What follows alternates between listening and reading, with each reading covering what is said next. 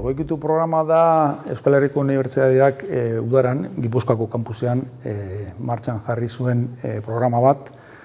Euskal Gazteen orientaziorako ikasturtea deitzen da, talentua unibertsitatean.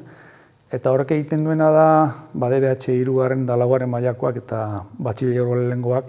Ematen die aukera, udaran aste batean, goizetan, 9:00 ordubitara egiteko, ezagutzeko beraiei deitzen dien arlo zientifiko edo letrena edo dagokion, ezta.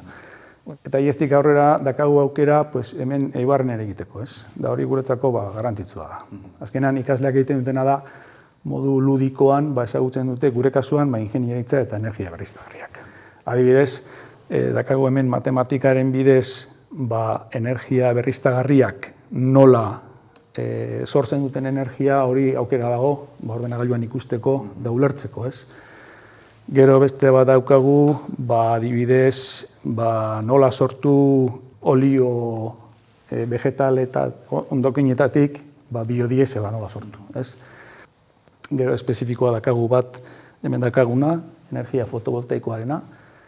Eta, azkenean egiten dutena da ikasleek kontzeptua ulertzen dute, batzuetan esperimentalki ikusten dute, askotan.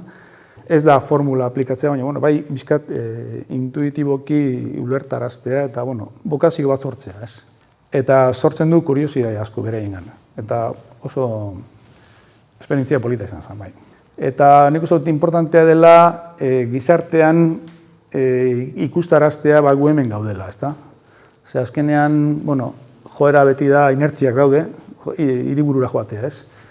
Eta, zorionez, Gipuzkoako kampusak apustu egiten dau, Eibarren mantentzeko unibertsitatearen isla txiki hau, ez da esango genduke.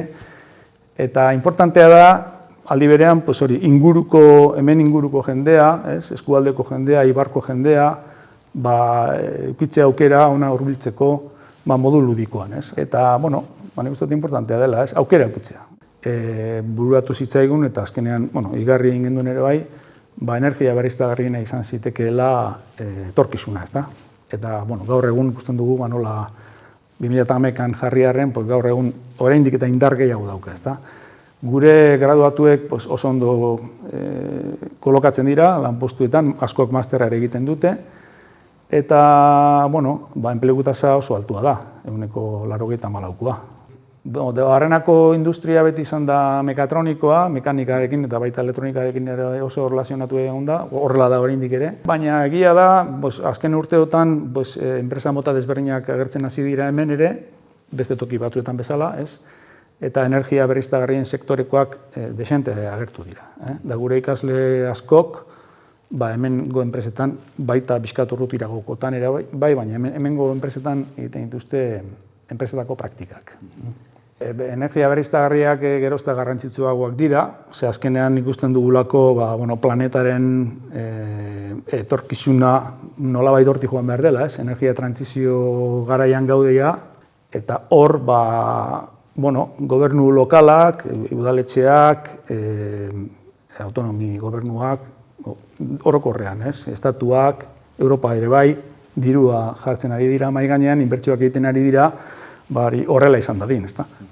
Eta orduan horrek lanpostu asko sortzen ari da eta sortuko ditu etorkizunean.